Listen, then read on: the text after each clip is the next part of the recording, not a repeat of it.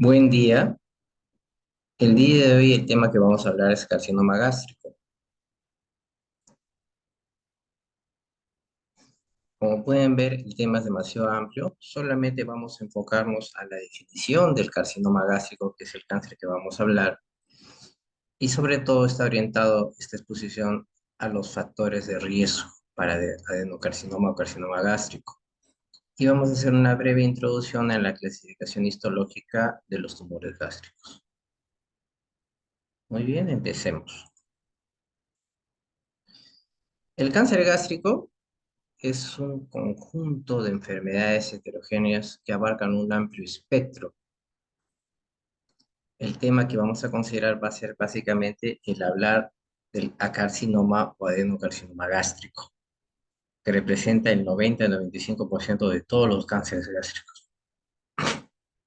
Los otros tipos histológicos que ya corresponden al 5 o 10% son de lejos el linfoma, los leiomiosarcomas, los tumores carcinoides, tumores estromales gastrointestinales, etc. Y este es el carcinoma de adenocarcinoma gástrico que vamos a hablar, el que se origina a partir del tejido epitelial o del epitelio cilíndrico simple mucosecretor y que está representado por el CI10 por 16.9 y sus variantes. Esta es una representación gráfica del año 52 al 2005 realizada en el Instituto Nacional de Enfermedades Neoplásicas de Lima, donde se puede observar que el 89.8% de los cánceres gástricos corresponden a carcinoma o adenocarcinoma gástrico. Y el restante, de lejos el que lo sigue, es el linfoma gástrico con un 10.2%. Bueno, un poco de historia y personalidades históricas que han padecido este flagelo. Tenemos, por ejemplo, Angelo Giuseppe Roncalli, más conocido como Juan 23, que falleció a los 83 años precisamente debido a un cáncer gástrico. 63 y bueno, lo curioso del caso es que él no se dejó tratar porque tenía que terminar el Concilio Vaticano II y la enfermedad progresó y falleció debido a ello. Un personaje bastante conocido por nosotros, el popular Don Ramón, Ramón Valdés, que también falleció en México en la década de los 80 por un cáncer gástrico. Quizás un personaje menos conocido, que es René Rodolfo Ríos Boiteiger, más conocido como Pepo, que es el creador de Condorito. Y haciendo un paréntesis, un personaje bastante histórico es Napoleón Bonaparte, ¿no? Que falleció en la isla de Santa Elena en 1821, más probablemente por un cáncer gástrico, porque ya tenía antecedentes familiares de cáncer gástrico. Es más, cuando falleció, los médicos que le hicieron la autopsia, este es el informe de la autopsia, encontraron en el estómago, en la curvatura menor, una zona perforada y encontraron una superficie ulcerada, y ellos agregan el término cancerosa, en la curvatura menor precisamente. Y bueno, el término que ellos emplean es un engrosamiento espeluznante de la pared, ¿no? Bueno, es la manera de hablar de qué época, bajo otros términos. La autopsia de Napoleón, que es el artículo al cual hago referencia, hicieron estudios de acuerdo al peso de Napoleón al momento de su muerte. Por ejemplo, ellos encuentran que durante los últimos 20 años de su vida experimentó una gran variación del peso. Y el modelo de peso se basó en la colección de 12 pares diferentes de pantalones usados por Napoleón entre 1800 y 1821, los últimos 20 años, hasta el año de su muerte, que fue precisamente este.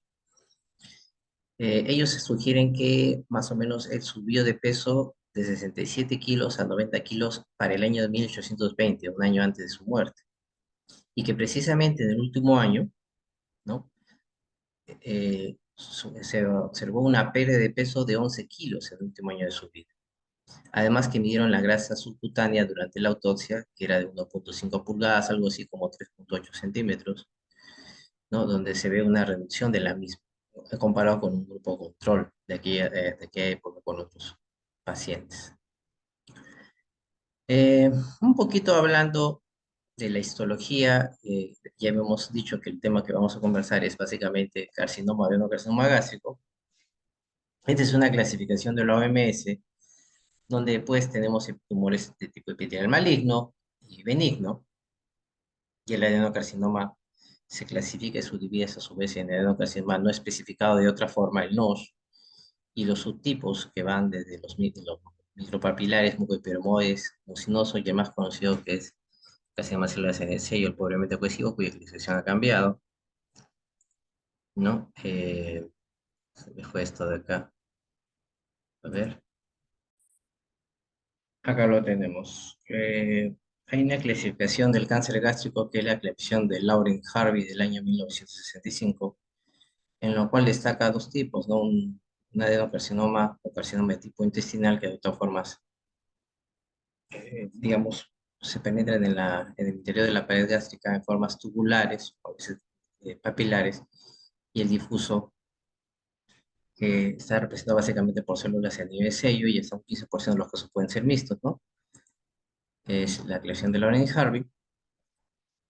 Y la célula de sello se caracteriza precisamente por un contenido citoplasmático lleno de mucina con un núcleo excéntrico o desplazado, ¿no? Detectado por hematocilina y eosina. Pero existe una clasificación que habla de carcinomas poco cohesivos, en los cuales puede haber células epiteliales sueltas que invaden el estroma, pero no necesariamente ser células en el sello. Entonces ese es el consenso actualmente que nosotros podemos decir carcinoma poco cohesivo, sus siglas en inglés, y carcinoma de células en el sello, también sus siglas en inglés, ¿no? Y hablan de proporcionalidad. Por ejemplo, la letra A que habla de células en el sello cuando precisamente ocupa más del 90% de la muestra, y el carcinoma pobremente cohesivo, o sea, células sueltas, donde solamente hay células sueltas en su gran mayoría, y las células en el sello solamente están presentes en un menos del 10%, y uno que están los mixtos, ¿no? Es decir, hay carcinoma pobremente cohesivo, pero es más del 10% de células en el sello, pero menos del 90%.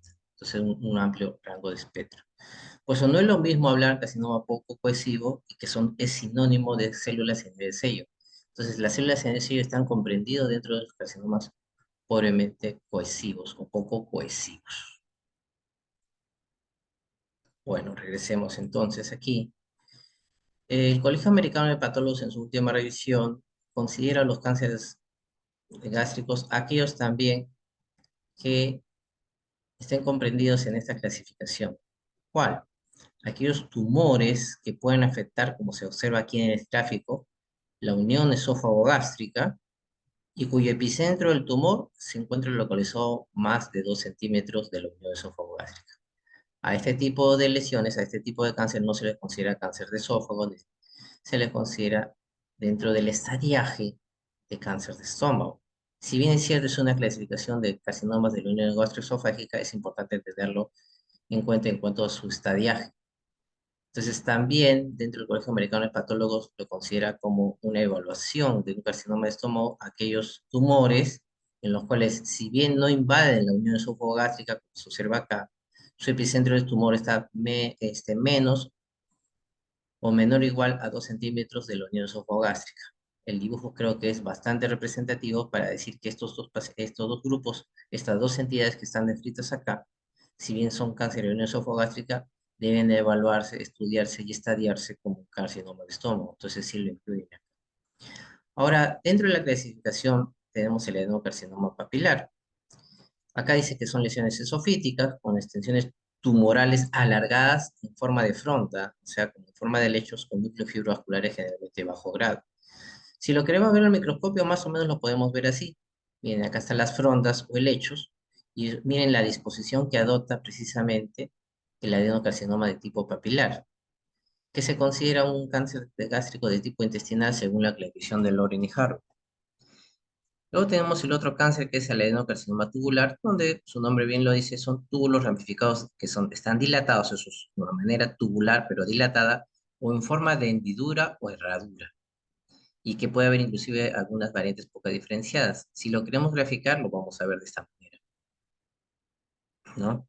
Miren la forma dilatada, tubulares en forma de hendidura de un tubular. Otro carcinoma más raro, que algunos autores lo consideran 5 o 10%, es el adenocarcinoma mucinoso, y en el cual más del 50% de grupos presentan mucina, pero la mucina es extracelular y puede contener algunas células dispersas, más o menos acá está. Viene en la forma, la mucina, cómo está dispuesta alrededor precisamente de esos islotes de células. Y habíamos hablado de los carcinomas poco cohesivos, ya lo había expresado, era este de acá, ¿no? Hay células predominantemente sueltas, y voy a regresar nuevamente al esquema, perdón,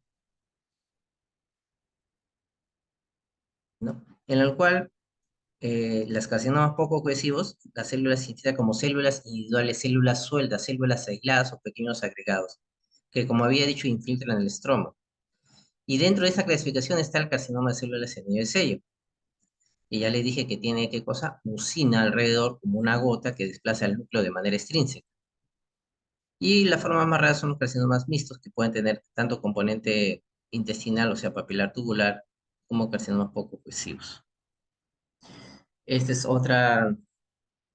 Seguimos con la clasificación ya la forma más rara, que casi no lo vemos, inclusive hay un carcinoma de células escamosas, particularmente hablando, yo nunca he visto un carcinoma escamoso epidermoide de estómago, ¿no? Y los carcinomas indiferenciados, pues es la forma más aberrante que puede existir, pleomórficas, ¿no?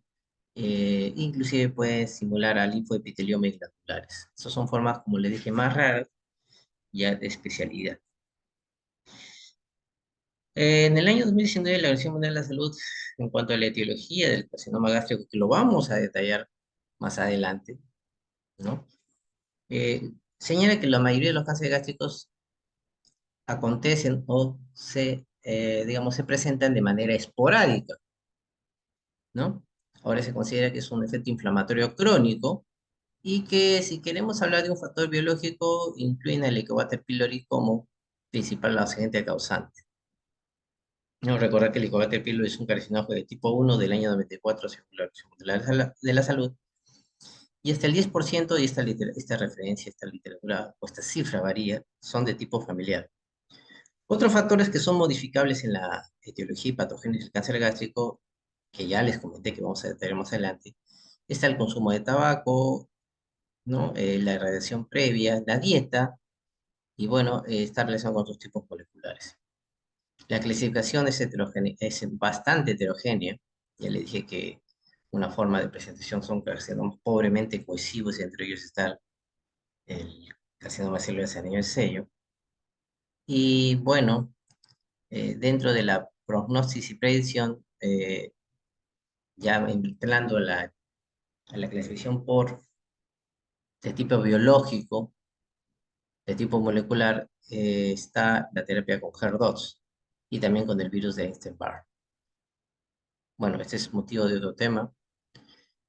Acá está lo que les había dicho de lesión de Lauren, intestinal, difuso indeterminado, mixto, Nakamura 68, la clasificación japonesa, y la Organización Mundial de la Salud desde el año 2018, que lo califica en papilar, en forma de lecho, ¿se acuerdan? Tubular, dilatado, los túbulos, a veces a manera de hendidura que los dividen bien diferenciados y moderadamente diferenciados.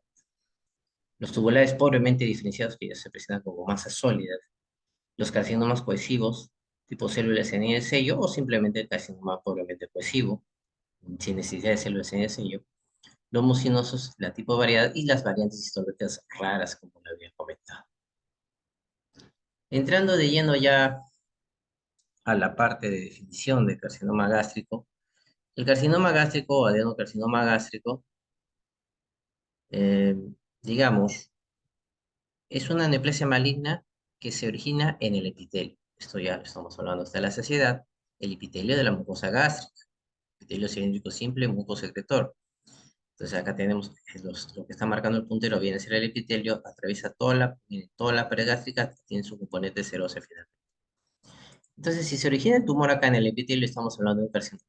Compromete de manera vertical la pared, puede avanzar, y en el camino que, mientras va invadiendo la pared vertical, puede dar lugar a metástasis ganglionar regional y finalmente a distancia. Esta es una manera gráfica para ver cómo está compuesta la pared gástrica. El epitelio cilíndrico simple, mucosecretor sobre una membrana basal, una lámina propia que no viene a ser sino tejido conectivo, la muscular mucosa de todos esos componentes forman lo que es la mucosa gástrica. Luego sigue un tejido conectivo más ancho que la submucosa, la capa muscular que se divide básicamente y prácticamente en una muscular propia y una longitudinal externa. Entre ellos está el peso entérico de Auerbach, una subserosa que es más tejido conectivo y finalmente el epitelio o el mesotelio que va a formar la serosa. Si el cáncer se origina acá, hablamos de carcinoma o adenocarcinoma y tiende a profundizar toda la pared hasta llegar precisamente a la serosa. Bueno, solamente como un dato anecdótico, el epitelio cilíndrico siempre que no todo es plano, hay zonas que de acuerdo a la zona también del estómago, que se va a invaginar y entonces tenemos un epitelio de revestimiento y tenemos un epitelio glandular, ¿no? Si el cáncer se origina acá, diremos que es un carcinoma, pero si se origina acá, diremos que es un adenocarcinoma. El comportamiento biológico es lo mismo, solamente lo que cambia es el prefijo a o adeno, en este caso, ¿no? Pero por ubicación, básicamente. Ahora, dentro de la etiología, nosotros podemos dividirlo en ambientales, genéticos y otros. Dentro de los ambientales tenemos la dieta, el alto consumo de comidas saladas. La sal destruye la barrera mucosa del estómago y provoca inflamación crónica por fenómenos osmóticos. La sal arrastra agua y estallan las células. Entonces eso puede inclusive alterar las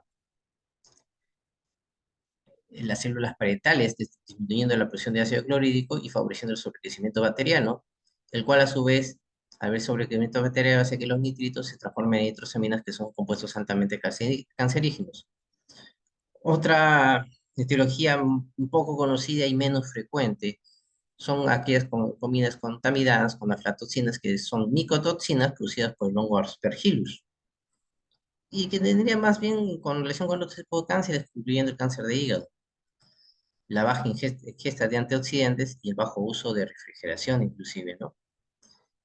En Estados Unidos la incidencia de cáncer gástrico no es tan alta como en otros países, y ello dice que, entre otras cosas, se puede ver al consumo o el uso de bastantes refrigeradoras, evitando pues que todos estos componentes que acabo de describir avancen.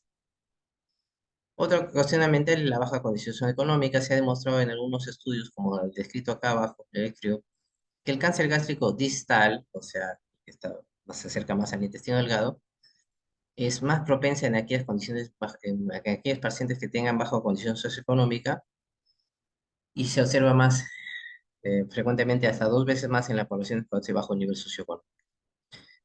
La gastritis por Helicobacter pylori también es ambiental por la ingesta contaminada por esta bacteria y que en el tiempo el hecho que persiste en la luz gástrica y sin tratamiento puede ocasionar ciertas lesiones. Y el tabaquismo. El tabaquismo creo que está en todas las causas de cáncer por los compuestos cancerígenos que tiene. Entre los genéticos tenemos que un factor de riesgo es la historia familiar de cáncer gástrico. Yo había dicho hasta un 10, pero puede ser que hasta un 20% de los casos. Dentro de la historia familiar de cáncer gástrico, el 5 o 10% existe un cáncer especial, que es el cáncer gástrico hereditario difuso. Hay más comentarios sobre este cáncer más adelante. Y el grupo sanguíneo parece ser determinante en el cáncer gástrico difuso y está asociando un 45%. La causa en sí, la fisiopatología se desconoce, pero se observa que es más prevalente en este grupo sanguíneo. Otros factores que ya vamos a ver es la anemia perniciosa. El hecho que tenga anemia perniciosa. La anemia perniciosa, como le comentaba, aumenta el riesgo de desarrollar cáncer gástrico 13 a 18 veces. Pero ojo, no es que la anemia perniciosa me origine cáncer gástrico, no es así, es una explicación, digamos, indirecta. ¿Qué pasa? Que las células parietales no solamente secretan ácido clorhídrico, secretan el factor intrínseco que sirve para la absorción de la vitamina B12 finalmente en el hilio distal. Entonces, si nosotros tenemos un cáncer gástrico por por una destrucción de las células parietales, obviamente las células parietales no van a secretar el factor intrínseco y va a haber anemia perniciosa. Es una forma indirecta de decirme algo está pasando con las células parietales. Entonces, si hay baja producción de ácido, porque van de la mano, hay un sobrecrecimiento bacteriano, los nitritos de la dieta se transforman en nitrosaminas y produce pues toda la cascada de génesis de carcinoma gástrico de tipo intestinal. A eso se refiere. Entonces, inclusive va de la mano con la gastritis atrófica con la cloridia, van, sino que se lo separa por, estos de acá se lo separa con propósitos didácticos. Si tenemos una gastritis por el Cubatel pylori, que es una pangastritis, y esta me produce una atrofia de la mucosa gástrica a nivel del cuerpo y destrucción de las células parietales, me va a producir acloridia con todos los eventos que acabo de describir. La presencia de pólipos de tipo adenomatoso también se considera un factor de riesgo, ya que generalmente esos pólipos que no vienen a ser sino excrescencias de la mucosa hacia la luz gástrica, si son de tipo glandular o sea adenomatosos, suelen localizarse en la región distal del estómago, es decir, el antro gástrico, suelen ser únicos y grandes. Y es un factor de riesgo porque puede haber presencia de carcinoma gástrico hasta en un 40-60%. Si son pequeños hay que extraerlo completamente con una disección mucosa o resección endoscópica de la mucosa, una mucosectomía. La gastrectomía parcial previa es aquellas cirugías en las cuales se hizo una antrectomía, por ejemplo, pero por una cuestión benigna. Ejemplo, esto ya es raro porque anteriormente las úlceras gástricas eran operadas, ya cuando se complicaban, se sacaba el antro gástrico porque había células G, secretan gastrina, se hacía una vagotomía troncular y quedaba pues un remanente entre el estómago, o duodeno, estómago y ayuno, dependiendo de la técnica que han empleado. Entonces el reflujo biliar de manera crónica, no al ver píloro, producía lesión irritativa crónica sobre la mucosa gástrica, era un agente cancerígeno, sobre todo el ácido tauro desoxicólico, y por eso se decía que 15 años después de una gastrectomía parcial previa por una lesión benigna, que es el caso que estoy comentando, había un riesgo de 4.5 veces o 4 veces más de desarrollar cáncer de riñón gástrico. Esta es una revisión del año 2014, donde inclusive los factores de riesgo lo dividen en cánceres de la región del cardias y cánceres no cardiales, o sea, por ejemplo, cuerpo distal y antro, por ejemplo. Entonces, dentro de los factores no cardiales está, acá está viendo, la infección por el Cubatel pylori, el estatus socioeconómico bajo que he dicho, el alto consumo de sal, ¿no? Y comida condimentada o ahumada, perdón, el bajo consumo de frutos y vegetales. Y en el caso de cánceres de la región del Caries, estos más relacionados a la obesidad y precisamente al reflujo gastroesofágico que puede tener el paciente por otras causas. Esto es a grandes rasgos lo que yo había comentado. Ya habíamos hablado del ambiente, pero vamos a hacerlo un poquito más detalloso, algunos puntos sobre todo. Por ejemplo, con respecto a la parte genética de su modelo conceptual, tenemos el cáncer hereditario, y tenemos la parte mental, dado básicamente por la infección por el Helicobacter pylori, y la parte conductual, que es la que podemos modificar por el consumo de tabaquismo, dieta, una dieta muy alta en sal, muy baja en antioxidantes. En cuanto al componente hereditario, el más conocido es el CDH1. El CDH1, el gen, está localizado en el brazo largo del cromosoma 16. Es un gen supresor tumoral y está relacionado pues a la elaboración de una proteína que es el CDH1. Este tipo de alteración del gen, de la alteración del CDH1, ¿no? Se considera una enfermedad autosómica dominante, ¿no? Y fue detectada por primera vez, o fue descrita, mejor dicho, en el año 98 en una familia de la etnia maorí de Nueva Zelanda.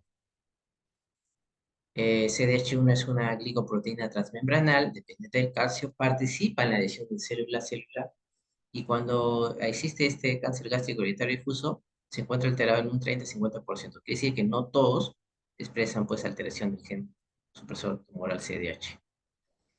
Para que vean en el tiempo cómo estos conceptos han cambiado en cuanto al algoritmo, tenemos que en esa revisión del año 2010 había ciertos criterios. Por ejemplo, uno de los criterios, basta que esté uno nada más, no tiene que ser todos, era 2 casos de cáncer gástrico en la familia, uno confirmado de carcinoma gástrico difuso antes de los 50 años, y que sea de primer grado. 3 casos confirmados de cáncer gástrico difuso, ya sea de primer grado o segundo grado de consanguinidad, independientemente de la edad, si la edad era menos de 40 años, o individuos o historia familiar con diagnóstico de carcinoma gástrico difuso un caso diagnosticado antes de los 50 años y carcinoma de lobular de mama en el mismo individuo o individuo en ese caso. Entonces se cumplía con cualquiera, no todos. Estos criterios era sometido a un test genético, incluido el MLPA, que es una amplificación de zonas dependientes de ligandos múltiples, es una reacción en cadena de la polimerasa, ¿no? Que cuantifica el número de copias normales y anormales del DNA. A eso se... Si era negativo, se registraba el estudio, se hacía una mayor agudeza en el tamizaje y se hacía un seguimiento endoscópico. Si era positivo para el gen CDH alterado, CDH1 alterado, era manejado por un equipo multidisciplinario, entre ellos el cirujano, y como dice acá, alrededor del 30% de los individuos que cumplan con los criterios para esto de acá presentaban alguna mutación del gen supresor, o sea, no todos, por si acaso. Pero si estaba presente, se le consideraba para hacerle una gastrectomía total profiláctica. Pero si se rehúsa o se posterga la cirugía, había que hacer un seguimiento bastante estricto. Si la biopsia era negativa, seguía con seguimiento, pero si era positiva, había que insistir con la gastrectomía. Y luego que se haga la gastrectomía, se hacía un seguimiento nutricional cercano, porque es el CDH1, que lo vamos a ver también más adelante, se había que hacer un tamizaje de cáncer de mama lobular a partir de los 35 años, para ver si no tiene cáncer de mama, y un tamizaje para cáncer de colon en descendientes afectados de cáncer de colon a los 40 años. La gastronomía era total. ¿Por qué? Porque lamentablemente los pacientes con cáncer gástrico hereditario difuso con alteración de gen CDH1 presentan gran multicentricidad de carcinoma in situ. Y esto es ya lo actual, ¿no? El 2020, la anterior revisión del 2020, el 2010, en los cuales acá ya han cambiado un poquito los conceptos. Dos casos de cáncer gástrico en una familia, uno confirmó de cáncer gástrico difuso independientemente de la edad, ahí viene la variante. No era así en la anterior clasificación. O que sea antes de los 50 años, se acuerda que era antes de los 40, sin historia familiar. Acá es casi parecido, historia personal o familiar, ya sea que el paciente tenga cáncer gástrico difuso y carcinoma lobular, aunque sea uno diagnosticado antes de los 70 años. Dos casos de cáncer de mama lobular en miembros de la familia antes de los 50 años. Un cáncer gástrico difuso a cualquier edad en individuos de la etnia maori, con historia personal o familiar del labio hendido y paladar hendido. Y un cáncer de mama lobular antes de los 70 años. Si tengo antecedente de cáncer de mama lobular antes de los 70 años, debería hacerme mi test genético. Y esto viene a ser básicamente el algoritmo según el consenso que hubo en el 2020. Entonces, si cumple con los criterios, se hace el test genético para CDH1. Si sale positivo, ver las variantes genéticas y si hay carcinoma gástrico difuso en la familia, entonces se dice que es un cáncer gástrico hereditario difuso. Entonces, siguiendo todo este algoritmo. ¿Qué recomendaban? La gastrectomía total profiláctica. Si declina y no quiere hacerse la gastrectomía total, hacer una vigilancia anual. Y dice que no hay que insistir, hay que reducir el énfasis en hacerle gastrectomía profiláctica si veo que la historia familiar es pobre o sea, no es muy débil. Y hacerle gastrectomía total, en el caso de hacerle endoscopia, si la biopsia es positiva a cáncer. Un poquito más complejo, pero bueno, es una parte guiada. Ahora, si es que negativo para la agencia de H1, pero tiene historia familiar, gastrectomía total profiláctica no se recomienda ya que se le una vigilancia menos de 2 años. ¿Por qué tenemos que sacar todo el estómago? Porque precisamente es lo que había dicho, ¿no? Este es un estudio, por ejemplo, que en 96% de sus pacientes tenían bastantes focos microscópicos en toda la muestra de células de anillo de sello in situ. O sea, no puedo decir que solamente voy a hacer una gastrectomía total que esté en el antro, o proximal si está en el superior, o una recesión cuña. Tengo que sacarlo todo. Y es más, ya vamos a ver que tenemos que pedir congelación de las pies, de los bordes esofágico y duodenal.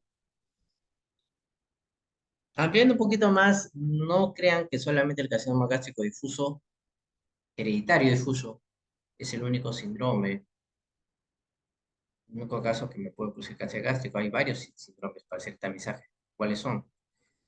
Uno de ellos es el carcinoma gástrico hereditario difuso, que ya le había dicho que hay una mutación de CDH1, que aquí en esta revisión que se hace encuentra que está asociado, yo había puesto 30%, pero hay otros estudios que dicen que puede llegar la mutación hasta un 40% y el riesgo de desarrollar cáncer es de 56 a 70%. Si es positivo el gen CDH1, ¿no? Se hace la gastrostomía total profiláctica. Si es negativo, recomienda hacer tamizaje. Entonces, como pueden ver, hay varias guías en las cuales nosotros podemos basarnos, ¿no? Y hacerle una recomendación al paciente, pero no olvidar que el manejo es multidisciplinario.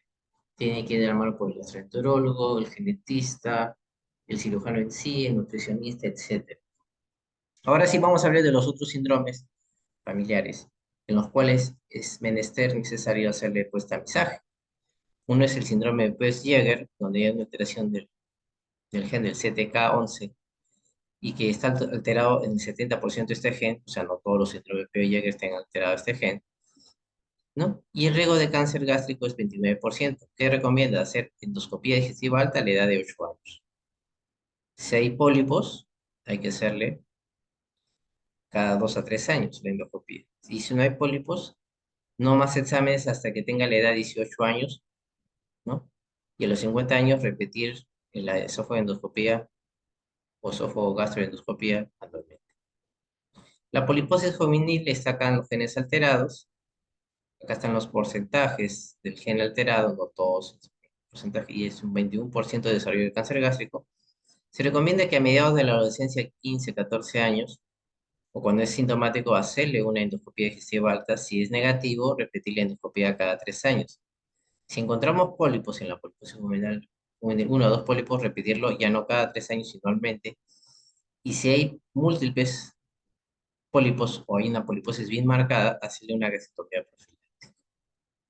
Otro es el síndrome de Lynch, que es más conocido para cáncer de colon, en el cual hay alteración de los genes reparadores de emparejamiento del DNA, que tenemos el MLH1, MSH2.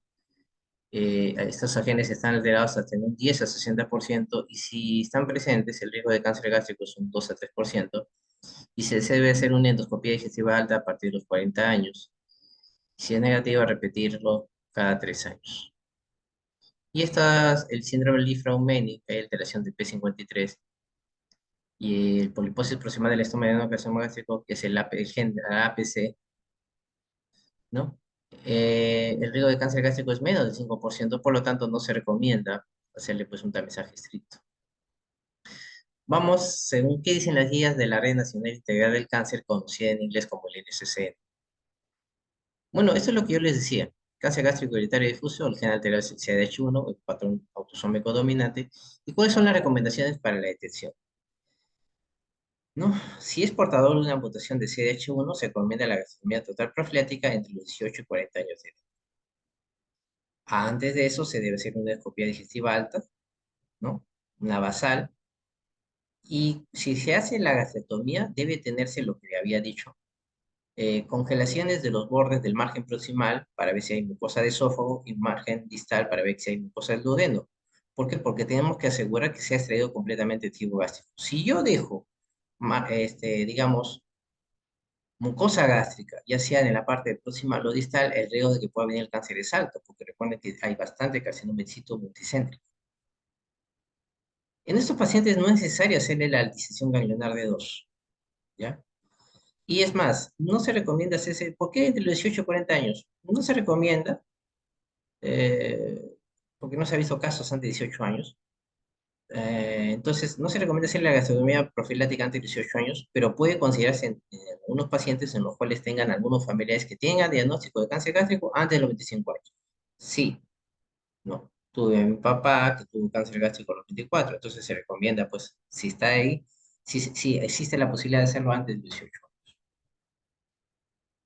Ahora, ya lo había mencionado, a los portadores la mutación del CDH1 que decían no someterse a la cefalextomía profiláctica, se debe hacerle pues un análisis, una endoscopía cada 6 a 12 meses, con múltiples biopsias o biopsias aleatorias.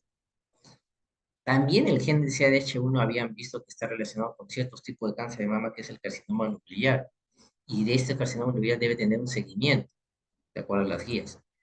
Entonces, si yo tengo alterado el CDH1, el riesgo de que pueda tener cáncer de mama es de 41 a 60% de tipo lobulillar. ¿Cuál es el manejo? El tamizaje. Hacerle una mamografía anual y considerar resonancia magnética de mama con contraste a partir de los 30 años. Discutir y la evidencia es sólida, es fuerte. Y en algunos pacientes con síndrome de Lynch, por ejemplo, que también es una enfermedad autosómica dominante, y que tengan ascendencia asiática, puede considerarse hacerle no solamente esófago gastroduodenal, si realmente se llega a la segunda porción del duodeno, sino y este hasta el duodeno distal o yeyuno, porque existe el riesgo puede tener, para evaluar, pues, otro tipo de adenocarcinoma de tipo intestinal, en este caso, a nivel de intestino delgado. Síndrome de poliposis juvenil, ¿no? Considerar, yo había puesto ya la adolescencia media a los 15 años y literalmente si se encuentran pólipos, y cada 2 a 3 años si no se encuentran pólipos. Ya lo habíamos visto, síndrome de poliposis juvenil. El Peutz-Jeghers, el 7K11 alterado, también una enfermedad autosómica dominante, considera hacerlo de esofagoscopía a partir de los últimos años de adolescencia y repetir cada 2 a 3 años. Y la poliposis adenomatosa familiar, no existe evidencia clara que respalde la prueba de detección. Ya también lo había mencionado. Muy bien. Y eso es todo lo que corresponde al riesgo genético. Dentro de los factores de riesgo ambientales está la infección por Helicobacter pylori. Ahora, la infección por Helicobacter pylori, no todos los pacientes con Helicobacter pylori van a desarrollar la enfermedad y tiene que ver la presencia de la cadena Ka presente. Entonces, de nuevo reiterando, se sabe que la etiología de esta neoplasia gástrica es multifactorial y los principales factores, al menos de tipo ambiental, es la infección por Helicobacter pylori y la inadecuada ingesta de micronutrientes antioxidantes. Y esos factores pueden ser modificados. Se ha descrito que 1 de cada 4 pacientes con enfermedad, con diagnóstico de cáncer gástrico, tenía antecedentes de enfermedad ulcerosa péptica. Y esos pacientes se atribuye, ha sido mi úlcera la que ha contribuido finalmente a tener cáncer gástrico. Y eso hace que ellos lo atribuyen y posiblemente retrasa su atención médica. Pero miren, la infección por el Helicobacter pylori puede afectar de dos maneras el estómago. Uno, desarrollando una úlcera duodenal y gástrica, y otra desarrollando cáncer gástrico. Yo voy a explicar ahorita en este slide cómo es que el Helicobacter pylori puede ocasionar una neoplasia maligna gástrica. Si el Helicobacter pylori afecta a todo, y le he puesto con letra roja, a todos los componentes de la pared gástrica, veamos fondo, cuerpo y antro, ¿no? Estamos hablando de una pangastritis. Está inflamado la mucosa del fondo, la mucosa del cuerpo, la mucosa del antro. Sobre todo me interesa el cuerpo. Esto ocasiona una gastritis crónica que no tiene nada que ver con el tiempo. La gastritis crónica se define como, histológicamente como la presencia de linfocitos y células plasmáticas en primera propia. Al estar inflamado el cuerpo, produce una destrucción de las células parietales, produciendo una hipocloridria. Esta destrucción de células parietales se va a evidenciar con una gastritis atrófica o una atrofia de la mucosa gástrica. La hipocloridria aumenta el pH, disminuye el ácido y se produce un sobrecrecimiento bacteriano en la luz gástrica, más de lo normal. Entonces, los nitritos de la dieta que se hallan en la saliva se combinan con ciertas aminas y amidas presentes en alimentos y ciertas drogas y hacen que toda esta acción hace que los nitritos se transformen en nitrosaminas y compuestos N-nitrosos. Y esta gastritis atrófica y todos estos nitrosaminas hacen que este epitelio se transforme en una metaplasia intestinal, que puede ser incompleta y completa, caracterizada pues, por células de Paneth, de enterocitos que no deben verse, y conducen a una displasia de bajo grado y alto grado, que alguna displasia de alto grado ya se considera como TIS, o sea, una lesión ya, un carcinoma in situ, es una lesión precancerosa y desarrolla un carcinoma gástrico de tipo intestinal. Ahora, el proceso canceroso es bastante largo, puede durar décadas, hay pasos intermedios. Sabemos que si es una displasia de bajo grado, yo lo puedo revertir hasta que se transforme en una atrofia, por ejemplo, más no se va a transformar. Pero si es hasta en un 50%, pero hasta en un 23% desarrolla o va avanzando hasta carcinoma. La displasia de alto grado ya se considera un carcinoma in situ, ¿no? Y el hecho de que ya tenga displasia grave y se transforme en cáncer puede pasar de 3 meses a 2 años, según esta referencia. ¿Cómo es que el Helicobacter pylori acelera pues, que esas células epiteliales comiencen a proliferar y ocasionar un carcinoma de tipo intestinal? Hay dos tipos de Helicobacter pylori, tipo 1 y tipo 2. El tipo 1 es el que tiene la expresión del Ka, que se les había dicho. Esta es una isla de patogenicidad, la Helicobacter pylori tiene un genoma bastante grande, 26.695, Y en uno de ellos se encuentra la idea de patogenicidad que expresa el CAG. El CAG-A es una proteína que va a formar va- un complejo de aparato de secreción tipo 4 para que la bacteria ingrese a las células epiteliales. Se trasloca finalmente la proteína CAG dentro de las células epiteliales, se fosforila, se liga a una fosfatasa de tirosina y empieza la proliferación epitelial. ¿Ya? Y esta isla de patogenicidad está generalmente ausente en cepas de Helicobacter pylori en pacientes que son asintomáticos. Yo puedo tener Helicobacter pylori, ser asintomático y no tener el CAA. Entonces, esta proteína caja debe introducirse al interior de las células epiteliales, pero a través de un complejo de aparato de secreción tipo 4. Algo así funciona. Acá está el helicobacter, acá está la célula epitelial gástrica, que es la que se va a alterar y va a proliferar. ¿Y qué es lo que es el Helicobacter pylori? Sencillamente, la isla de patogenicidad eh, sintetiza un complejo de aparato de secreción tipo 4, ¿no? Y vamos a tener dos modelos, el modelo del canal y el modelo del pistón. Genera un pistón acá, ¿no? Y se genera, pues, el CAG-A. Y este CAG, gracias al complejo de secreción tipo 4 que se ha formado acá, puede introducirse al interior de la célula epitelial gástrica y proliferar. O el modelo del pistón, que no crea el puente completamente, sino que el pistón se alarga en ciertas circunstancias, se sintetiza el CAG-A, pasa por acá y el pistón se alarga y se introduce. Son no solamente formas de describir cómo es que se introduce. Entonces, una vez que presenta isla de patogenicidad, hace su mecanismo de canal o de pistón y se introduce la proteína caja, es fosforilada por ser CRS y el INC. Luego se liga a una fosfatasa de tirosina CPH2 que está implicada en el crecimiento y movilidad celular y comienza a crecer. Esta es la cascada descrita por el doctor Alberto Ramírez, mucosa gástrica normal, el pylori, gastritis crónica, que ya dije que era la presencia de linfocitos y células plasmáticas en la lámina propia, y la gastritis se transforma en una gastritis activa. Activa se puede dividirse en superficial y profunda. ¿Cuándo digo que es activa? Cuando hay linfocitos y polimorfos nucleares en la lámina propia, pero que no sobrepasa el cuello de la glándula, que es este nivel. Hasta ahí es superficial y luego se transforma en profunda. Estos dos eventos constituyen lo que se llama macroscópicamente una gastritis o una úlcera. Luego, lo que pasa es que parece ser que en algunas cepas del Helicobacter pylori, esta gastritis crónica pasa de frente a ser una gastritis atrófica y está asociado a la falta de antecedentes como en países como el nuestro. Hay hipocloridria, hay metaplasia, hay displasia y hay adenocarcinoma gástrico intestinal. Por eso el estero de Olga que usan los gastroenterólogos es para ver el grado de atrofia gástrica. Puede haber una gastritis no atrófica o una severa gastritis atrófica. Si es así, hay que tener bastante cuidado.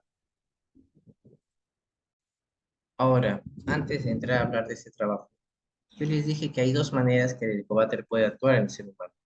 Uno es produciendo precisamente la génesis del carcinoma gástrico de tipo intestinal. Y otro que se quede como una úlcera péptica simple. En el caso de la génesis del cáncer gástrico, tendría que haber una pangastritis, es decir, afectación de todo o buena parte del estómago, fondo, cuerpo, donde están las células parietales y antro.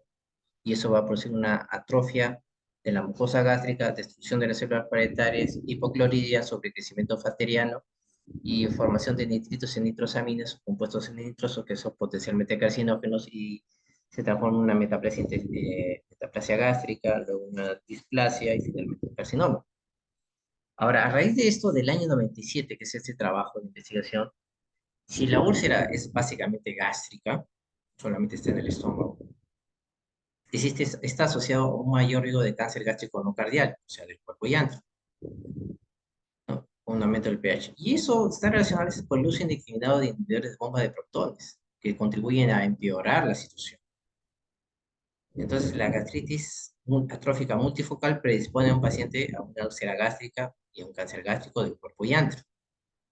Y en este trabajo he encontrado que si tiene una úlcera gástrica, predominantemente, no úlcera duodenal, úlcera gástrica, el riesgo de que tenga cáncer gástrico es de 1.5 veces más, siendo esta diferencia estadísticamente significativa.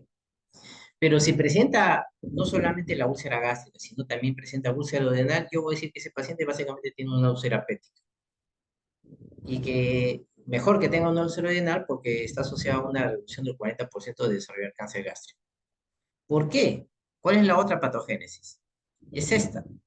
Entonces, anteriormente ya había explicado cómo se origina la pangastritis, pero por ejemplo, esto es no normal, hay células parietales localizadas principalmente en el cuerpo gástrico que se secretan ácido clorhídrico, y en el antro están las famosas células G que secretan gastrina, y la gastrina potencia la acción sinergia, la potencia de las células parietales para que produzcan más ácido clorhídrico.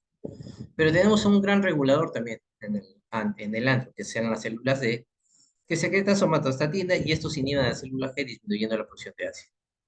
Cuando el helicobacter viene y su acción básicamente es a nivel del antro, o sea, produce una gastritis antral, este sintetiza un factor de necrosis tumoral alfa que hace que se destruya las células T. Y entonces, ¿qué va a pasar? No hay somatostatina, aumenta la gastrina, aumenta la actividad de células parietales, aumenta el ácido clorhídrico y se produce la úlcera gástrica. Doctor, pero hasta ahí es parecido, sí, pero escuchen. Si tengo úlcera gástrica, va a haber mayor sobrecarga de ácido, mayor vaciamiento gástrico de tipo ácido hacia la mucosa del duodeno. Y el duodeno, si bien tiene una capa de moco, de bicarbonato, en su superficie, secretada por las glándulas de Brunner que están en la submucosa, el duodeno cuando tiene una sobrecarga de ácido no tiene mucha capacidad para sobrellevar este exceso de ácido. Entonces el tejido duodenal cambia su epitelio para adaptarse y soportar este exceso de ácido y se transforma en una metaplasia gástrica. Y el Helicobacter pylori, que también va a vaciarse acá, va a colonizar esa metaplasia gástrica y va a producir finalmente también una úlcera duodenal. Entonces, si yo tengo una úlcera duodenal, yo diré, este paciente tiene una úlcera quizás complicada, pero úlcera al final de cuentas, pero no va a desarrollar cáncer gástrico, porque tiene una úlcera duodenal y una reducción de cáncer gástrico hasta en un 40%. Pero si solamente la tiene gástrica y es pangastritis, no hay más riesgo. A eso sucede. Pero ojo, el Helicobacter puede causar cáncer gástrico siempre y cuando si nosotros lo tratamos a esta úlcera, a esto quiero llegar con este artículo, y el Helicobacter pylori no se cura, sino que persiste, el riesgo de desarrollar cáncer gástrico es 3.35 veces más, 3.35 veces más. Entonces, ese es el estudio que ha hecho el japonés Take, ¿no? Posteriormente, acá está, otro estudio también lo ratificó, casi 4 veces más riesgo de desarrollar cáncer gástrico si persiste, obviamente. Entonces, nosotros no podemos dejar que persista gracias a este estudio japonés, ¿no? Del 2005 y refrendado en el 2007. ¿Qué es lo que han hecho los coreanos? Corea del Sur en este caso. Entonces, podemos evitar pues que haya un cáncer gástrico metacrónico, o sea, yo te doy una terapia erradicadora del Helicobacter pylori y prevengo que no te dé cáncer gástrico a posteriori, o sea, metacrónico. Este estudio, publicado en el New England Journal of Medicine del 2018, en Corea del Sur, fue un estudio que se hizo, pues, de doble ciego, aleatorizado, controlado, en el National Cancer Center de Seúl. Hizo lo siguiente, catalogó bueno, reclutó a 398 pacientes con un cáncer gástrico muy precoz, y sobre todo aquellos con adenoma de alto grado. Y se le realizó la sección endoscópica del tumor, endoscópica, y se le dio a un grupo terapia erradicadora del Helicobacter pylori, un inhibidor de la bomba de protones como el rabeprazol, la amoxicilina y estromicina, y un placebo que solamente salió un inhibidor de bomba y un placebo, nada más. ¿Qué encontraron? Que la incidencia de cáncer gástrico, ¿no? Durante casi 6 años de seguimiento, encontraron que era menor la incidencia de cáncer gástrico en el grupo tratado con terapia erradicadora de Helicobacter pylori, solamente desarrollaron 7.2% de cáncer gástrico. En cambio, el otro grupo, el placebo, que no se le dio terapia erradicadora, sino placebo, aumentó el doble con relación al grupo de tratamiento con Helicobacter pylori, ¿no? Esta es la diferencia que hubo un año después de la sesión endoscópica entre los dos grupos de ensayo. Entonces, quiere decir que la terapia erradicadora de Helicobacter pylori tiene 50% más de protección para evitar desarrollar cáncer gástrico a posteriori o cáncer gástrico metacrónico. Ahora, los pacientes que tuvieron, obviamente, este es el tratamiento, ¿ah? Pacientes tratados con el Helicobacter pylori. Y en aquellos pacientes en los cuales se logró erradicar la infección, ¿no? comparado con los pacientes que presentaron infección persistente, miren la diferencia. Si se logró erradicar el Helicobacter pylori, la incidencia de cáncer gástrico luego del seguimiento es solamente 5,4%. En cambio, en aquellos que persistió, llegó hasta 14%. ¿No? Es la diferencia. O sea que si yo erradico el Helicobacter pylori, entonces el hecho de que tenga pacientes con erradicación del Helicobacter pylori da una protección, la diferencia es 0,32, 68% más. Muy bien. Además, si yo tengo un paciente eh, que ha sido sometido a tratamiento con Helicobacter pylori comparado con el placebo, al hacer el análisis histológico de la atrofia de la mucosa gástrica, se encuentra una mejora de este grado de atrofia en los pacientes que han recibido tratamiento con Helicobacter pylori en un 48,3. En cambio, si hago un análisis histológico de la mucosa gástrica precancerosa, no observo esta mejora hasta el 15%. O sea, o la mejora solamente, perdón, hasta el 15%. Entonces, y siendo esta diferencia estadísticamente significativa. ¿Qué concluimos con todo esto? Concluimos que los pacientes con cáncer gástrico, con cambios histológicos severos, el tratamiento con el Helicobacter pylori mejora significativamente la atrofia de la mucosa gástrica y reduce el riesgo de desarrollar cáncer gástrico subsecuente.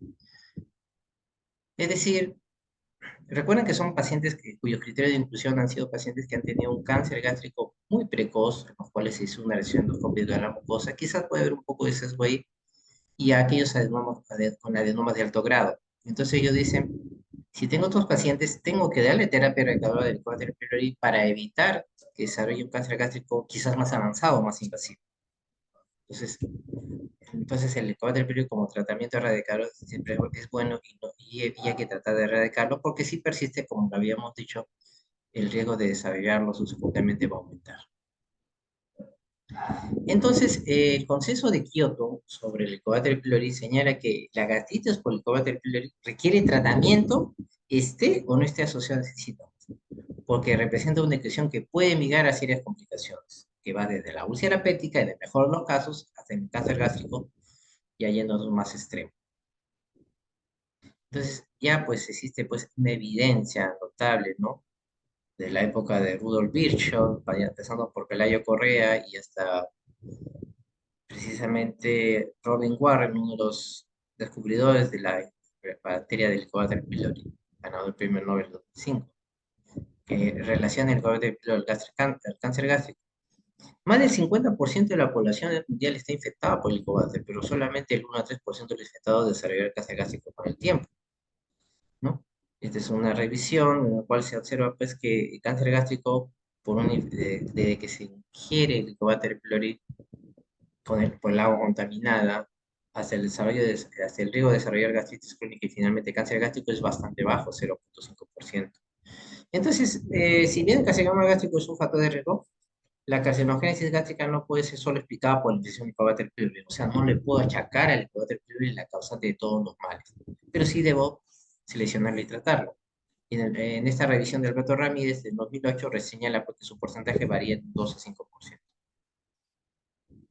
Finalmente, debido a eso, en el año 2014, el grupo de IAR, que es la Agencia Internacional para la Investigación sobre el Cáncer, evaluó pues, programas de tamizaje como la regresión de Helicobacter pylori como parte de una estrategia de prevenir el cáncer gástrico. Bajo esta premisa, Japón es el único país del mundo que tiene un despistaje masivo poblacional con buses equipados con endoscopías, ¿no? Para hacer seguimiento a factores de riesgo y cada unidad costaba casi como $450,000. Debido a eso, en el año 93, este país hizo un tamizaje con estas unidades móviles de endoscopías, de fluoroscopías, a 6 millones de personas, o sea, el 14% de su población en aquel entonces. Y ese tamizaje que hicieron, detectaron 6.248 pacientes con cáncer gástrico, que viene a ser una proporción, porcentualmente hablando, de 0,11. Al detectar al paciente con cáncer gástrico, costó $50,000 haberlo detectado usando este programa de tamizaje. Y si fuese cáncer gástrico de forma temprana, costó $100,000, o sea, el doble. Entonces ahí viene la pregunta, ¿se justifica hacer endoscopías digestivas altas, buscar a la población con todo ese riesgo, porque Japón tiene todos los recursos económicos para poder hacerlo. Lo hicieron, pero vieron esos costos. Se justifica pues hacerlo, ya que la detección solamente fue de 0,11%. Entonces, debido a estos hallazgos ya publicados en 2014, actualmente el tamizaje no está siendo ampliamente aceptado por la población y ha sido, menos del 10% ha sido evaluado en el 2010. Entonces, a raíz de eso, el énfasis estuvo dirigido al tratamiento de erradicador del Helicobacter pylori. Y del año 2013, un año antes que se publique este reporte de la agencia, es una política de salud nacional la cobertura de pacientes con Helicobacter pylori tengan los síntomas, ¿no? Y encontraban pues en estos estudios que la erradicación del Helicobacter pylori podía prevenir en este forest plot, ¿no? La prevención del cáncer gástrico. Y Masahiro Asaka no fue más allá. Él señaló que al hacer una endoscopía, encontrar que hay Helicobacter pylori, él planteaba hacer una terapia erradicadora. Si nos vamos a este cuadrito de acá, él propuso que si a todos los pacientes, esta es la proporción, esta línea marcada que estoy señalando, son la proporción estimada de pacientes cuando se hizo el estudio, de pacientes que para el año 2020 iban a tener cáncer gástrico. Y él propuso que si a esos pacientes con el Helicobacter pylori se les trataba y hacía programas erradicadores, iba a descender, ya no iba a ser la cifra estimada de 50.000 pacientes con cáncer gástrico para el 2020. Si yo los trato, esta cifra debe caer hasta una proporción de 30.000 pacientes, o sea, una caída de 20.000 el número de decesos por cáncer gástrico. Esa fue la propuesta. Eso fue en el 2014. Y entonces, ¿cuál fue el resultado de esa propuesta? Esto fue la propuesta inicial y a la hora de encontrarlo no cayó como él quería, que era de 50.000 hasta 30.000, el número de decesos por cáncer gástrico para el 2020, ¿no? Entonces, en esta proyección se vio pues que no se llegó pues a los 20.000, ¿no? Miren, acá supuestamente acá las muertes anticipadas de 50.000 hasta 30.000, ¿no? Es lo que había dicho, ¿no? Que llegue hasta 30.000 en 2014, pero ya en las muertes programadas bordearon, quisieron estar cerca de 40.000, pero no llegaron al objetivo. Y esto solamente se redujo al 30% de lo estimado. Se implementó la estrategia y solamente no se llegó ni siquiera a la mitad. ¿Y esto a qué se puede deber? Una es la disbiosis, que es el desbalance del equilibrio microbiano de la microbiota normal, donde precisamente puede haber algunos otros factores, otros incrementos de otras bacterias que no son el Helicobacter pylori que pueden contribuir a este avance, o sea, los que están concomitantes de la microbiota. Y a veces cuando llega una metaplasia intestinal hay un punto de no retorno. O sea, por más que le hagamos tratamiento aquí, en la metaplasia intestinal a veces no hay un punto de retorno, ¿ya? A pesar de lo que se había comentado anteriormente. Entonces es lo que estaban planteando. ¿Y en qué concluyen? Que debe haber una vacuna contra el Helicobacter pylori, que está pues, en estudios, debe mejorar las condiciones socioeconómicas. Recomiendan, pues, de todas maneras hacerle tratamiento, que si bien no llega a un 30%, es mejor no hacer nada. A eso vamos. Y que cada política de salud nacional debe estar de acuerdo a la realidad con que se debe enfrentar. Y una gastroscopía y biopsia debe hacerse en poblaciones de alto riesgo y mayores de 35 años, ya se redujo ya. También se ha demostrado pues que si bien hablamos del Helicobacter pylori, hay otro tipo de factores acá, por ejemplo, el virus de Epstein-Barr. Es una familia de herpesvirus y se transmite a través de la saliva, tiene un periodo de incubación de 4 a 8 semanas y se ha estimado que entre el 5 y 10% de los cánceres gástricos están asociados con el virus de Epstein-Barr, que ya vamos a ver. Entonces, ¿qué pasa? Los cánceres gástricos que están asociados al virus de Epstein-Barr se caracterizan por lo siguiente. Hay una metilación del ADN en la región promotora. ¿Qué es eso? La región promotora es la región del ADN que controla la iniciación de la transcripción en una determinada porción del ADN. Entonces, cuando está afectado por el virus de Epstein-Barr, lo que va a suceder es que se silencia la expresión de estos genes, ¿no? No está claro cómo esto conduce al cáncer gástrico, pero el silenciamiento de la expresión de ciertos genes puede modular el cambio latente lítico de la infección por el virus de Epstein-Barr. lo que permite que el virus escape a la detección inmune y permanezca latente dentro de las células anfitrionas. Más o menos es así la cuestión para que lo pueda entender. El virus de Epstein-Barr infecta la célula epitelial, entonces existe una metilación, ¿no? Por parte de los genes del huésped, y lítica se destruye precisamente ustedes saben que el virus utiliza pues el núcleo de la célula epitelial para poder replicarse y produce una lisis. Y luego viene a infectar a otras células epiteliales más, ¿no? Y otra manera es que lo haga, esta es una opción. Lo otro es la latencia, y entra en un periodo de latencia. Entonces, a esto se llama el cambio latente lítico, que el virus de Epstein-Barr puede permanecer latente, ¿no? Durante buen tiempo y escapar a la inmunidad, porque luego vienen las células inmunes a destruir precisamente el virus y se mantiene durante largo tiempo en ese.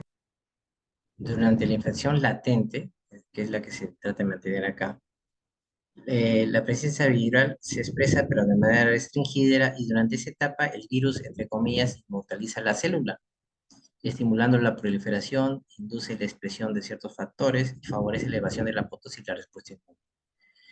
Detectarlo de manera laboratorial de manera indirecta puede ser que la gamma glutamitransferasa LDH, el TGO, puede aparecer aumentada en el 95% de los pacientes y la gamma glutamitransferasa puede persistir elevada durante un año. Entonces, esa es una manera como el virus actúa. O sea, en lugar de que sea una expresión lítica, o sea, destruya las células y vaya infectando a las otras, se mantiene latente y produce todo esto. Los cánceres gástricos asociados al virus de Epstein-Barr tienen ciertas características clínico-patológicas que nos orientan a que está infectado. Generalmente son de sexo masculino, se da más en el cardio gástrico, tiene infiltración linfocítica, tiene una frecuencia más baja de metástasis ganglionar, pronóstico favorable y generalmente ahí viene la contracción tipo histológico difuso, pero no en todas. Entonces como que nos orienta, los exámenes laboratorios más estos hallazgos que lo podemos encontrar de manera clínica y patológica nos orienta que el paciente puede estar infectado con virus de Epstein-Barr. Muy bien, ahora lo que sigue es hablar de los factores de riesgos conductuales, desde la dieta y otros factores que pueden ser modificados. Por ejemplo, vamos a hablar de la dieta. Los humanos están expuestos a compuestos N-nitrosos, compuestos que contienen el grupo NO. Y este grupo, ¿no? Estos compuestos N-nitrosos los vamos a encontrar en la dieta, en el humo del tabaco y otras fuentes ambientales. Y de manera endógena el cuerpo lo produce en un 40-75%. Ahora, los compuestos N-nitrosos son generados después del consumo de nitratos, por ejemplo, estoy hablando de la dieta. Nitratos representados por NO3, que son compuestos o componentes naturales de los alimentos como las verduras, las papas, y se utilizan como aditivo alimentario en algunos casos y embutidos. Entonces, las verduras de las hojas verdes, por ejemplo, la espinaca, tienden a ser los cultivos con mayor contenido de nitrato. Entonces, ahí vamos empezando. ¿Y cómo las verduras adquieren los nitratos y nitritos? A partir, pues, de la tierra en la que crece, porque forman parte de los depósitos minerales naturales, mientras que los nitritos suelen surgir a partir de la descomposición de la materia animal por los microorganismos en el suelo. Entonces, acá le he puesto de rojo nitrato, de azul el nitrito, ¿verdad? Los nitratos de la dieta se absorben en el estómago y se secretan en la saliva, es decir, van a hacer ese recorrido, se absorben en el estómago, aquí se absorben, y se secreta por la saliva, ¿no? Ya se secreta en la saliva en una forma concentrada que lo reduce a nitritos por las bacterias de la cavidad oral. Y estos nitritos viajan, se deglutan otra vez y llegan al estómago. Y los nitritos pueden reaccionar con compuestos nitrosables, que son aminas secundarias, que lo podemos encontrar en los pescados, en los huevos, en los quesos, las carnes, amidas y aminoácidos, para recién formar ahí los compuestos N-nitrosos. Entonces, esa es la secuencia. De nuevo, nitritos, perdón,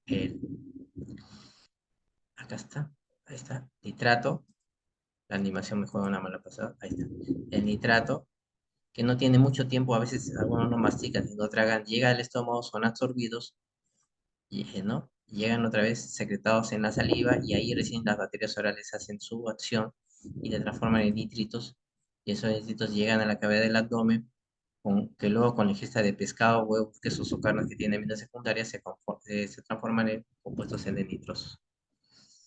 Entonces los cancerígenos no son tanto los nitratos y nitritos por per se, sino en la forma que se cocinan en su entorno local. Por ejemplo, los nitritos que están en las carnes procesadas están muy cerca de las proteínas, específicamente en los aminoácidos. Cuando se cocinan a altas temperaturas, esto les permite cambiar fácilmente a nitrosaminas, el compuesto que causa el cáncer, temperaturas altas. No se han observado riesgos asociados con nitratos o nitritos de las verduras, por ejemplo. Bueno, doctor, no entiendo. Me dice que usted que tiene nitritos de las verduras y que voy a comer. No, no se ha observado riesgo de los nitratos y verduras, al menos en grandes estudios observacionales. Entonces, ahí viene la duda. Es razonable suponer que los nitratos de las hojas verdes tienen menos probabilidad de ser dañinos, es decir, formar nitrosaminas, que ya lo vimos cómo se forman. Estos se deben a que estos no son alimentos ricos en proteínas. Tienen otros componentes como la vitamina C, los polifenoles y las fibras que han disminuido o que han demostrado disminuir la formación de nitrosamina. Por eso, cuando la mayoría de los nitratos en nuestras dietas provienen de vegetales y a su vez forman o fomentan la formación de óxido nítrico, es probable que sean buenos para nuestro organismo. Entonces hay que diferenciar eso. ¿Ya? Entonces, los nitritos de las carnes procesadas y no las vegetales es la que está más riesgo de desarrollar nitrosaminas. Y no los nitritos y nitratos de las verduras, por todo lo que acabo de decir, porque no son alimentos ricos en proteína y tienen otros componentes, inclusive aún protectores. Ahora bien, los compuestos nitrosos, por ejemplo, la evidencia que vincula los compuestos nitrosos para el cáncer gástrico es el siguiente. Los niveles elevados de nitritos sí, el puntito azul, especialmente en un entorno de pH alto, o sea, ácido, se han relacionado con las lesiones gástricas precancerosas avanzadas.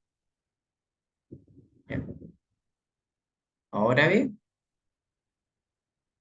la ingesta alimentaria de los nitritos y nitrosodimetilamina y la formación endógena de compuestos nitrosos, según el estudio europeo, que señala que si bien hubo asociación entre la ingesta de nitritos y nitrosodimetilamina y el riesgo de cáncer gástrico, la producción endógena de compuestos nitrosos se asoció significativamente con el riesgo de cáncer gástrico no cardíaco, 1.42 veces más. Dos veces. Ahí está, acá está. Esto es lo que debe quedar claro. Entonces, los nitritos de las carnes procesadas y que están muy cerca de las proteínas, especialmente los aminoácidos, cuando se cocinan a altas temperaturas, forman nitrosaminas, que son carcinogénicos. Pero si se trata de nitratos o nitritos de las verduras, no tienen pues proteínas, tienen estos elementos aún protectores, y si vienen nuestros nitratos de la mayoría de los vegetales, es probable que sean buenos y no dañinos para nuestro organismo, ¿no? Por eso, las dietas ricas en alimentos fritos, carne procesada, pescado ahumado y alcohol, y baja pues en antioxidantes, vitamina A, se asocia a un mayor riesgo de cáncer gástrico. Este metanálisis del 2006 señala que el consumo de 30 gramos de carne procesada, ¿y a qué le llamamos carne procesada? Aquella cualquier tipo de carne que ha sido transformada con sal, ¿no? Fermentado, ahumado y otros procesos para mejorar el sabor. Si uno consume 30 gramos de carne procesada, que sabemos qué es, por día, el riesgo de cáncer gástrico es 1.15 veces. Y más bien el riesgo de cáncer gástrico no cardial, es decir, distal, aumentó particularmente con el consumo de carne roja y procesada entre individuos inclusive que se aúna el hecho que tengan el Helicobacter pylori.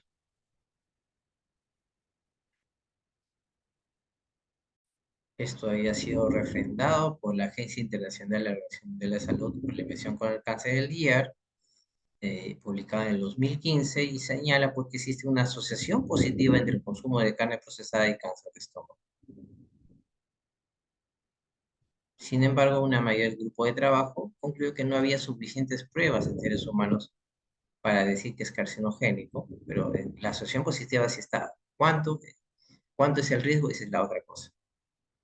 Entonces, las carnes procesadas, por ejemplo, salchichas, tocino, jamón, carne seca, carne en conserva y otros alimentos salados, fermentados, embutidos, ahumados, han sido clasificados como carcinogénicos del grupo 1, colocando estos alimentos en la misma categoría de riesgo como el amianto, que es el asbesto, el cigarro y el alcohol. Por otro lado, con respecto a frutas y vegetales, los estudios de casos y controles de Europa, Asia y Norteamérica han encontrado constantemente que la ingesta de frutas y verduras es protectora para el cáncer gástrico, reduciendo el riesgo en un 40% para las frutas y 30% para los vegetales. Acá está la literatura que avala eso. Las dietas que son bajas en cítricos muestran asociación más fuerte con el cáncer gástrico. La fibra dietética, consumo de fibras y entrando a este punto, puede reducir el riesgo de cáncer gástrico. En un metaanálisis, el off-radio para aquellos pacientes con dieta rica en fibra es de 0,58, es decir, un 42% más de protección, siendo la diferencia 0,58. Y el análisis de dosis y respuesta se asoció que un incremento de 10 gramos al día en ingesta de fibra reduce hasta un 44% el riesgo de cáncer gástrico. La asociación fue similar para diferentes tipos y fuentes de fibra, ya sea para cáncer gástrico difuso, unos radios 0,62, y el tipo intestinal, unos radios 0,63 como factor protector.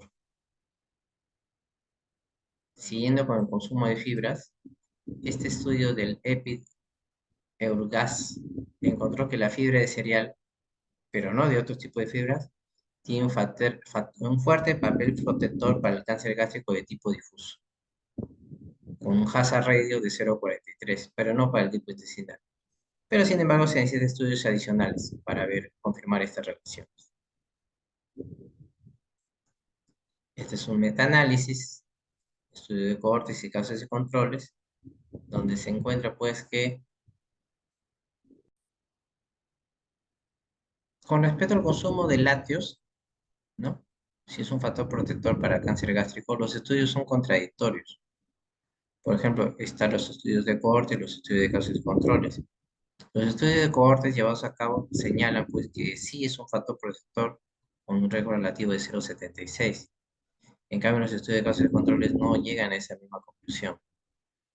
Eh, los resultados de estos metaanálisis proporcionan cierto respaldo a la hipótesis que los alimentos lácteos pueden tener un efecto protector potencial para el cáncer gástrico, pero por el estudio de cohortes. No, como dice acá, se limita el estudio. Mientras el estudio de casos y controles han provocado resultados que son contradictorios y no estadísticamente significativos, por lo que se requiere, pues, mayor estudios adicionales para aclarar los posibles mecanismos biológicos. El tabaquismo, sí, pues se considera, según esta revisión, un potencial factor de riesgo para el cáncer gástrico. Se ha encontrado que los pacientes varones tienen un riesgo de padecer cáncer gástrico en 1,62 y 1,9 mujeres. Ahora, respecto al número de consumo de cigarrillos, si son 30 cigarrillos por día es 1,7. Menos de esa cantidad es 1,3. Y que el tabaquismo se relaciona básicamente con cánceres de la región del cardio, hasta casi 2 veces, 1,87 veces. Y para cáncer de miocardio es 1,6.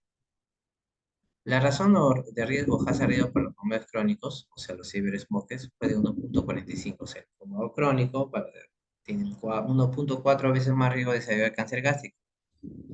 Y los que están no crónicos, sino fumadores, por ejemplo, actuales, fue de 1,73 en varones y 1,87 en mujeres. Ahora, las proporciones de riesgo aumentaron con la intensidad y la duración del cigarrillo fumado. Y se observa una disminución significativa de riesgo después de 10 años de dejar de fumar. ¿Ya? Entonces, el 17,6% de los casos con cáncer gástrico pueden ser atribuibles al hábito tabáquico. 17,6%. Por eso siempre en la consulta decimos, bueno, ¿usted fuma? Sí. Independientemente si es crónico o no, si es varón o mujer, ya el riesgo, doctor, ¿por qué me pudo haber causado mi cáncer? hasta en un 17,6% puede ser atribuibles al hábito tabáquico. Con respecto a la obesidad, el exceso de peso corporal asociado a un mayor riesgo de cáncer gástrico. Esto está en relación con el índice de masa corporal. Básicamente, los que tienen índice de masa corporal mayor o igual a 25 tienen un riesgo de cáncer gástrico de 1,22, pero no cualquier cáncer gástrico, sino la región del nivel del cardio, ¿no? Mientras más tenga índice de masa corporal, será más alta la probabilidad de cáncer cardio. Y esto se debe básicamente, entre otras partes, en otras cosas, por el reflujo gastroesofágico que puede tener, ¿no?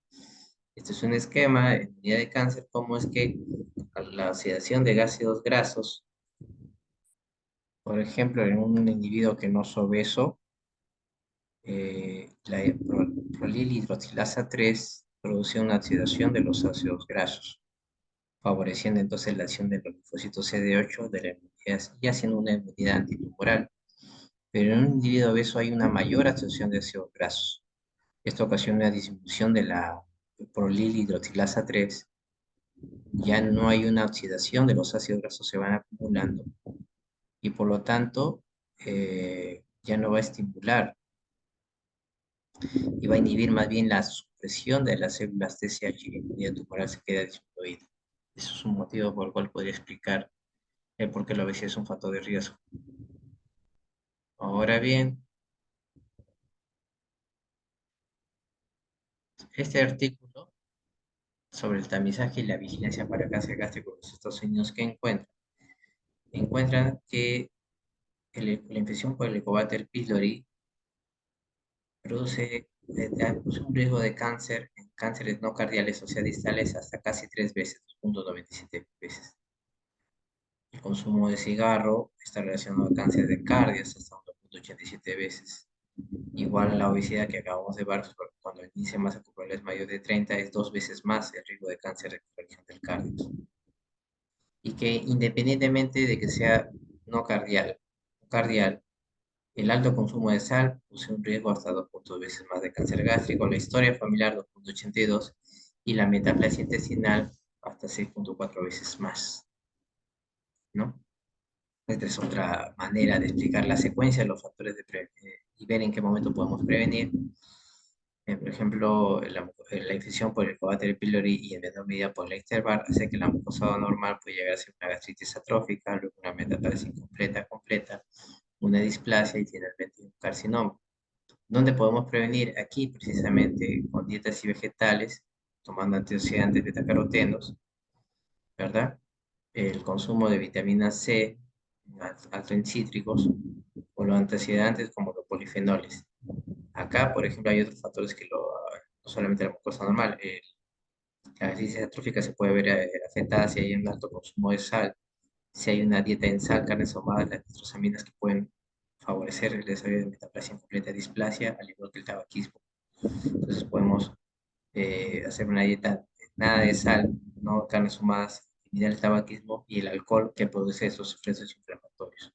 Entonces ahí básicamente conociendo los factores de riesgo podemos hacer factores de prevención, trabajo de prevención, ¿no?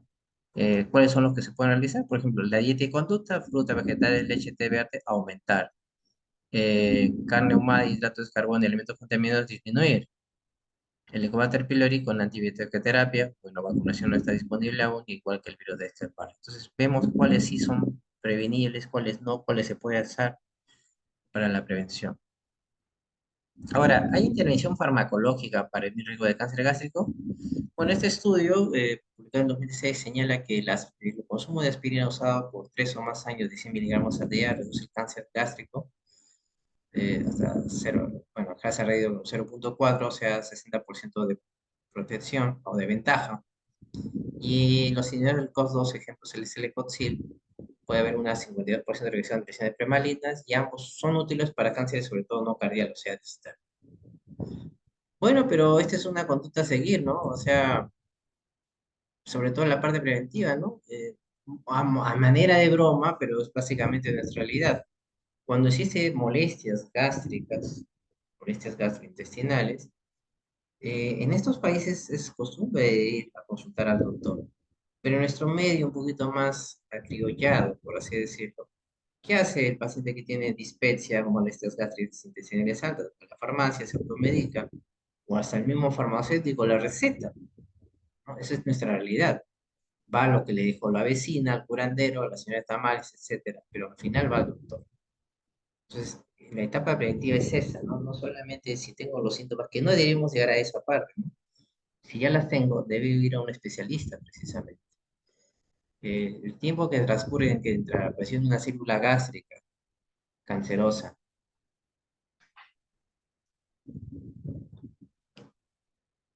y la muerte de aproximadamente 15 a 30 años. Bueno, hasta acá es lo que quería llegar. Gracias.